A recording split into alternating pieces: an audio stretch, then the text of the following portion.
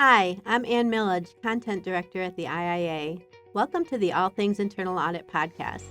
Today we have a special episode as we say goodbye to an iconic blog in the internal audit community, The Mind of Jacka. After 16 years and 900 posts, Mike Jacka, the blog's founder and longtime author, is stepping away. Mike is a true veteran of the internal audit profession, known for his expert knowledge, insightful commentary, and of course, his signature humor that has made his writing stand out for so many years. In this episode, I'm thrilled to sit down with my longtime friend to discuss his journey, why he's decided it's time to bring the blog to an end, and what the future holds.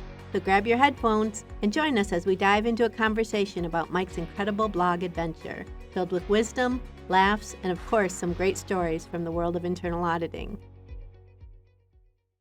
Hi, Mike. Hello. How are you?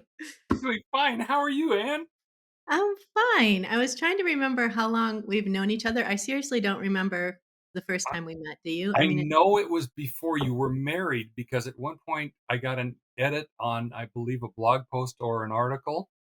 And I said, "Oh, who is this person?" And I sent this very nice email. And then later I realized it was you. And I told you, oh, I'd have been much meaner in the email if I'd have known it was you. I do remember that. Yeah. Okay. So after 900 blog posts, you're finally running out of words. No, no, just ask my family. I don't need to. What made you decide to end the Mind of Jacka after 900 posts? 900 was a good round number. I've been thinking about it earlier. I kept calling it semi-retired because I quit working with Farmers Insurance about 12 years ago and was doing this semi full time, doing the training, doing the speaking, and doing the writing. And I just found myself thinking, what else do I want to do and which other directions do I want to go? And there was an interesting thing too. I started feeling like I was repeating myself, which, at 900, you probably are, which kind of raised questions in my mind. One, then why are people paying attention? Two, why do I repeat myself? And is anybody listening? That would be the number three. So it was just seemed the right time based on what's going on with everything. And, and it times out nicely. I'm also turning 70 in July. So all these nice round numbers hitting at the Come same together. time. So, question just from me specifically. Have you ever had a thought about a post that you didn't include in the first draft of the article? So what is because, and I used to also have the column in the magazine, which I think you gave me 300 words or something. I mean, it takes me that long to say hello. And I worked with David Salerno that time. Mhm. And I told him, look, I started about 3,000 words and then I have to cut it down. And the blog post is very much that way. And it's not necessarily, I try and keep the basic thoughts, the basic ideas. It's the fluff and dross around it that I've got to decide what is important, what isn't, rearranging it. It is an interesting thing. It's like the old line, this letter would have been shorter if I'd had the time. From the very beginning, and I just added in here of time, you brought a much needed humorous slant to both your articles and your blogs, starting with on the lighter side in the magazine and continuing with IA humor and the Mind of Jacka blogs. So, often your humor is a hit, but every once in a while, I guess my question is, how do I get to audit land? And then how did you know there was a fly on your head? Wow, we're going right for the jugular, aren't we? Well, the audit land one is a hoot. I know that's why you brought it up. So I would write these pieces when I was doing the pure humor ones.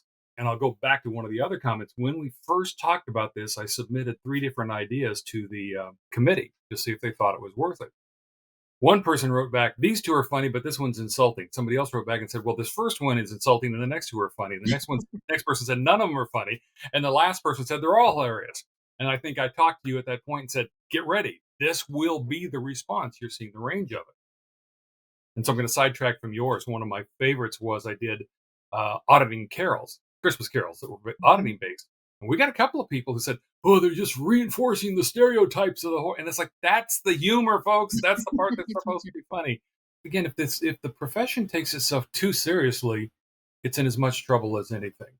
But to your point, I wrote one about audit land, and I made a comment. It was about how the IA was going to build an amusement park. I said the only people that'll get all these jokes, there's about 5 people in the world that'll get all the jokes because it was in jokes about audit and in jokes about Disneyland. Then you guys got a question from somebody, a legitimate question. When was it going to open and how did they get there?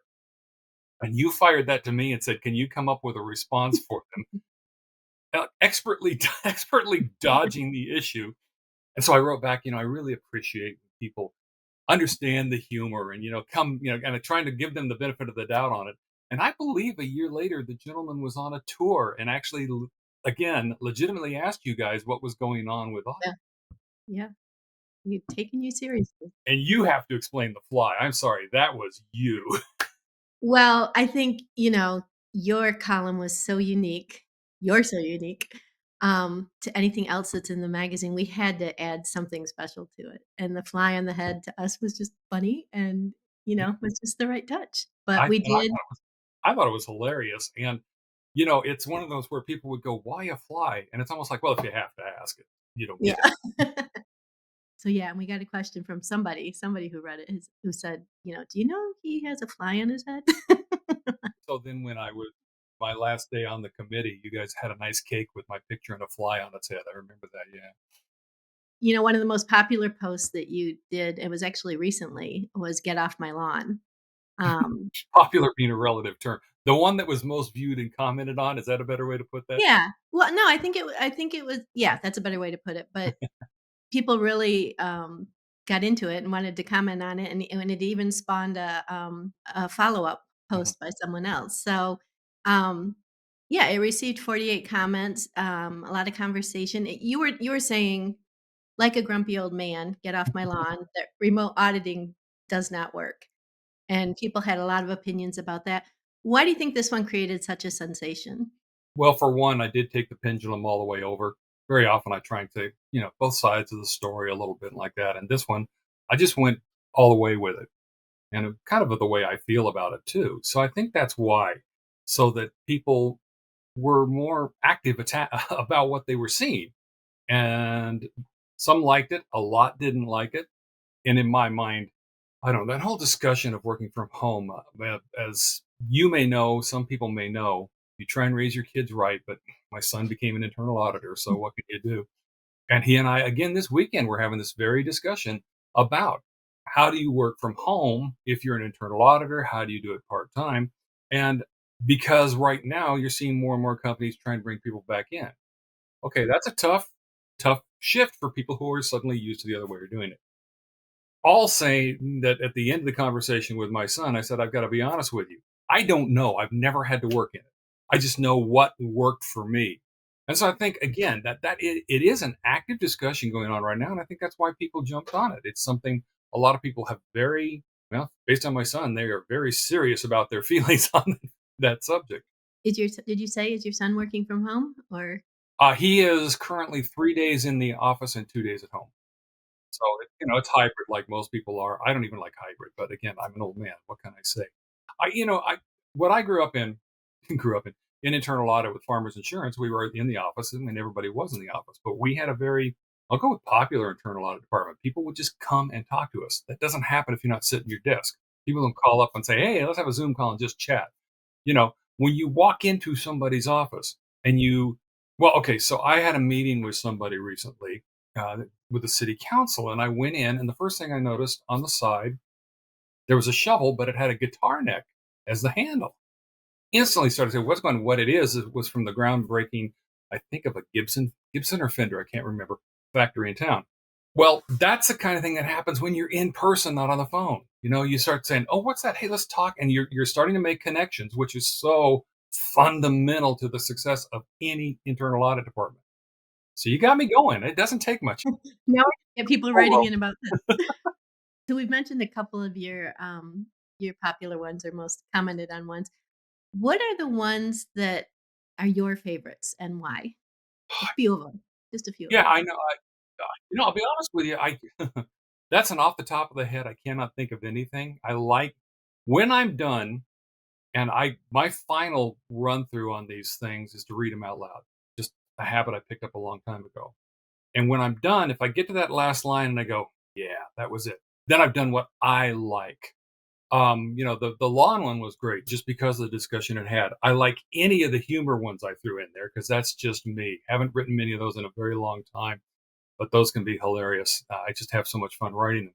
But other topics, well, I'll tell you an interesting one. This will go back a number of years because it was the beginning of social media. And I put a couple of posts out about, I suddenly figured out, I've told this story places before, but my kids went to Comic Con all the time. My daughter goes to Comic Con, comes back, she's real upset. This is a lot of years ago, obviously. And I said, "What's up?"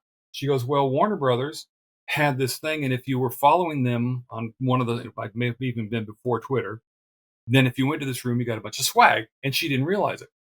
Something about that resonated with me. And I went, wait a minute, wait a minute, wait a minute. Social media is more than narcissistic navel gazing. It's more than listing what you had for breakfast. It was a real thing.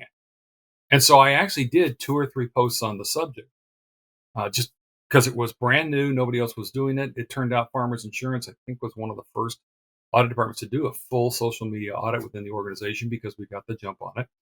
But for me, it led to a lot of other things. But more importantly, it was that opportunity to get the word out and say, "Hey, here's something big going on.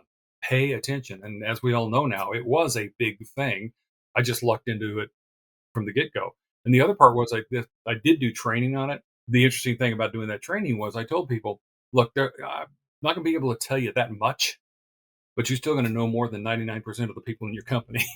It's kind of like with AI now, right? Yes. And well, I tell you, that was another fun one because it was the response to it. So I can't remember. I threw into Chat GPT something simple like, give me an audit report of accounts receivable or accounts payable, one or the other," and it spit it out. And so the whole post was basically that. But I ended it with the point that, is this any different than what you're writing right now? It looked like the bad audit reports I've seen forever. And so, again, one more time, we can be replaced. And that was the point of it. And that's what we all know about AI now. We can be replaced if we aren't doing more than what a computer can do. I thought I'd try and make some real points while we had this discussion. Thus the need for a good editor, right? One thing you and I do share in common, this is very serious, is we both have a very strong dislike for the word utilize. So I'd love to know, what are some other words that make you cringe? Cringe? No. Well, obviously, mute point. That's just one that will drive me crazy. Not using the Oxford comma will drive me crazy. Oh, not supposed to go down that road, are we? Oh God, that's one of the big ones. The bigger one, I we won't go into news too much, other than the fact that news readers really should read what they're going to say before it comes up. Hey, we're going down a different road. For example, just recently, a newscaster here in Phoenix was talking about Belarus, and she called it Belarus. Mispronunciations of things that you're supposed to know, that in general, mispronunciations will drive me crazy. Um, there's certain phrases, "It'll be what it'll be." Yeah, I know it will be. Okay, let's go on. I mean, use judiciously. It's okay. Not utilize judiciously, but use judiciously. Cliches, and trust me, I live and die on cliches. One of the things I used to try and watch for when I was writing was when I used a cliche, and if nothing else, turn it into an audit. Like, get our ducks in a row. You just simply say, get our mechanical pencils in a row, something like that. Change it up. Okay, now I'm going to get a little more serious. So you've helped the magazine, with our, as we were talking about earlier, with our editorial content as far back as I can remember, as a writer, as a committee member, as a member of the magazine's editorial advisory board.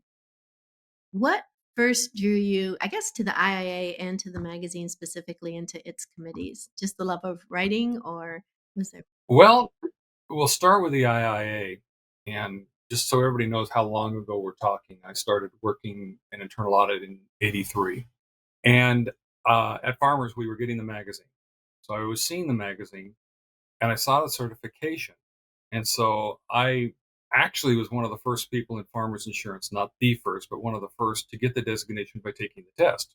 Most everybody else who had it had grandfathered in. So I continued to read the magazine. I was learning the information from it. So right off the bat, it became a great resource for a new auditor to find out what was going on in the world. Then, I mean, I just writing something that I've always wanted to do. One of these days, I'm going to get something published in a science fiction magazine. Fingers crossed. But I've always kind of written at things. And so there was something that came up, and I thought, hey, let's give this a shot. So I sent it to the magazine. And that was Anne Graham was the editor then. Did you ever work with Anne? I know I mean, may have been a short time, but No, but I've heard wonderful things about her. yeah, anybody who worked with her, absolutely fantastic. And part of the reason the magazine is as was as good as it was when you were able to be involved to take it to higher levels. Thought I'd do that for you. Um, but I got back one of the nicest rejection letters you ever saw in your life, and it was great, and it drove me to want to do more. And I think my second or third one got accepted or something like that. Okay, so you asked for the story, you're going to get the whole story. I want it. Here, Arizona State University has a Western branch, ASU West. And so we started talking to them about internships. And some people out there may remember Stanley Chang. He was very active in the IIA, and he was one of the professors there. He said, "Oh, you submitted something?" I said, "Yes." And he said, "Hey, let me do this." And he put me on the committee. Next thing I know, he's nominating me for the committee, and I'm knee deep in it. And so all right, that's fine. You get into it. But right off the bat, interesting group of characters, a lot of fun. A lot of those early days had some interesting people. I won't use their names out loud, but you know the battles I'm talking about, Anne, that were going on. And so it just grew from that. So the more I got involved, the more I got back. The more fun it was, the more interesting it was. Got into the training aspect of it. Actually published a couple of books through the IIA. It was just all, it meshed perfectly with what, as a professional, I was trying to do. So, as you've mentioned, you've been in the profession for many, many years, and you've written a lot about it. What have you seen as the profession's biggest challenges, and then what are your thoughts on where the profession is today? Two big questions. Yeah. I think the biggest challenge, let me go down an interesting road. We are seen as the secondary to the accounting world. We are perceived that way. People go get an accounting degree and, oh, I guess I'll wind up in internal audit. And it is a mindset that's out there. There's a lot that don't. I had an auditor working for me who actually went to school to become an internal auditor. I used to pick on him mercilessly for that. But we still have that image issue. And we still have a lot of auditors that are ticking in time. We still have a lot of auditors who are doing old school work. I could even get off on a rant about socks right now, but I'm not going to do that because we get stuck in our old ways. And I talked about that creativity and that ability to do that. That's how we get out of it. I think the biggest challenge has always been for us to be seen as more than accountants, more than just suppliers of information, but we used to talk about being a major partner. It's almost being on the right hand of the CEO. That Mhm. role is so important for us to try and get up into. I see also, and this may be related to it, we are not fast adapters. And I'll use AI, I'll use data analysis, all of that. I've been to a lot of conferences where they talk about, wow, we need to do this in data analytics, we need to do this in cats, we need to do this. I would guess that 20% of what people talk about trying to accomplish, they actually do. I got busy with an audit. I got busy with this. It's about refocusing on the important things. I made up the 20%, by the way. I don't know. I mean, so that's the challenge. Now, keep in mind, having been in this profession this long, the changes I've seen have been phenomenal. I mean, when I started in audit, we used to write an audit report and here's what's wrong, bye, and we were out. Now we work, most audit departments work consultatively. Is that a real word? Sure, why not? With the client to come up with solutions that really will make a difference. We used to say, you got 63 files wrong, talk to you later. Now it's, okay, why? What's the process? What's happening? Not just that they're wrong. So, right off the bat, that's just been so huge for us. And part of why we do have value, why we haven't just been thrown into the dustbin of history. We're able to do those kinds of things. And so, we talked just a second ago about AI. How are we going to adapt it? How are we going to adapt robotics? How are we going to adapt all these things that we're talking about? And that needs to happen to continue that forward thrust that I've seen over 30 years. Okay, so the editor of the magazine, Tim McCullum, had wanted me to ask you this question. Oh no. He said, we all know you're a big Disney fan. Mhm. So if you were going to send the Disney Imagineers to reimagine the profession, what would you want them to do? Wow, you don't know what a wheelhouse you hit here. We were having, me, you ask a question, I go somewhere else with it, right? We were having at Farmers Insurance discussions about what to do with internal audit and how to make it different.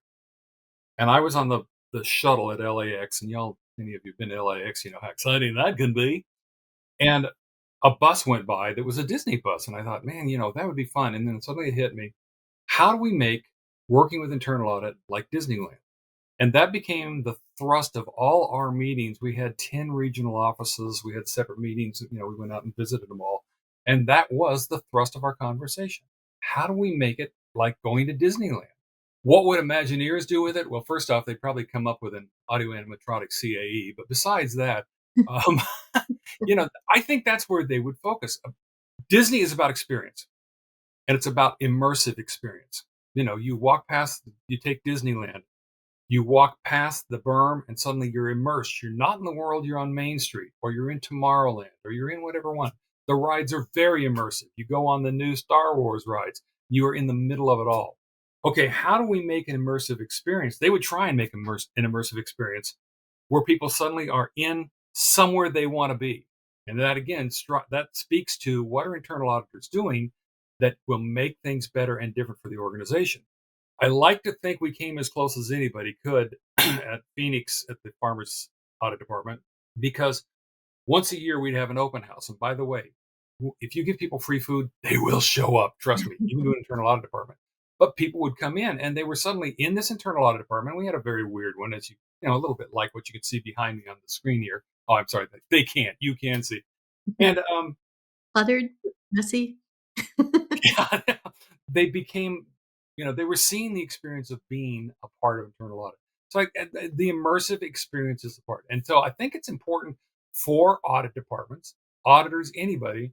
What do you think that immersive experience should be? What is the experience the customer should have? One of the fascinating things that I did in some training with some people was to go through and talk about what the customer wants and needs. And I said, wait a minute, your internal audit, though, this isn't your organization. What do your clients expect at the end of this? What do they want at the end of it? And most internal auditors, that makes their heads hurt.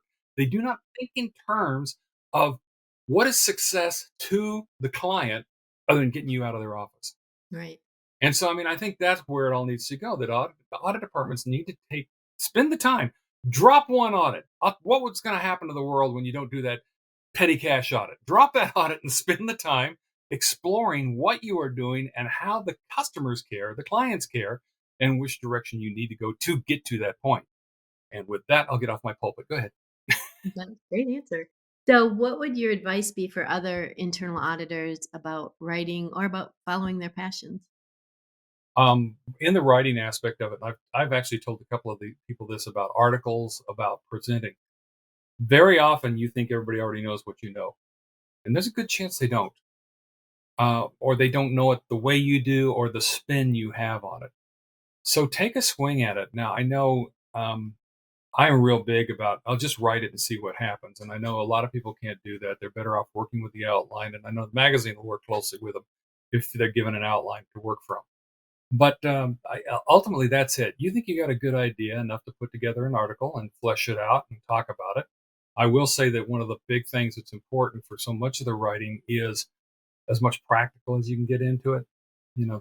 That's one of the problems I always have. I'll have a lot of great theories, but what does it really mean? And do I have proof it works? So there's that goes on. But there's part two, which is follow your passion to that whole thing. And in my case, the passion aligned with what was going on with internal audit. But you got to find what's fun. Yeah. What is it you enjoy? What are you doing? Maybe it'll work in with it. Maybe it won't. It's also about working your brain and doing different things with your brain than just internal audit. Again, to that, making those connections or whichever way you go, that's huge in allowing yourself the flexibility to just be a human being. One of the things, I have a slide in one of my presentations that says simply, be a human being. And I've had more than one person come up and go, that's the most important slide you gave all day, which may speak to the other slides too, but at least it is that piece of it. We are humans and we have to be humans and we have to be humans around others. And that means more than just internal audit. Excellent. So, what's next for Mike Jacka? Well, let's see, I'm going to New York in June because my wife and I love Broadway. Actually, so I did this whole retirement thing. And then next thing I know, I get a contact from training department and they need somebody to co-facilitate in New York in December. My wife said, you do not turn down December jobs because we love going to Broadway. So, it's not like all that is going to end. I'll still be doing stuff. You and I have discussed the fact that, feel free to send you guys things, real articles, new blog posts, whatever tickles my brain and makes something weird come out. So, that's a piece of it. But there's just a lot of stuff that I half joked about writing. And so, I'm working with some ideas. I still write a lot, whether it's worth anything or not. That's another thing entirely, but fiction type things. Music's still a big part of what I do. Um, I put myself through college 2 different times playing a country rock band. My favorite thing is song parodies, by the way. Don't go answering waterfalls. That'll make the blog go on too long. Yeah, so the music part is still a piece of it. Our band is gonna have its 50th anniversary, so we're still playing. Disneyland will be a part of it. Again, I'm turning 70. As you know, Anne, I was born the day Disneyland opened, literally day, date, and year.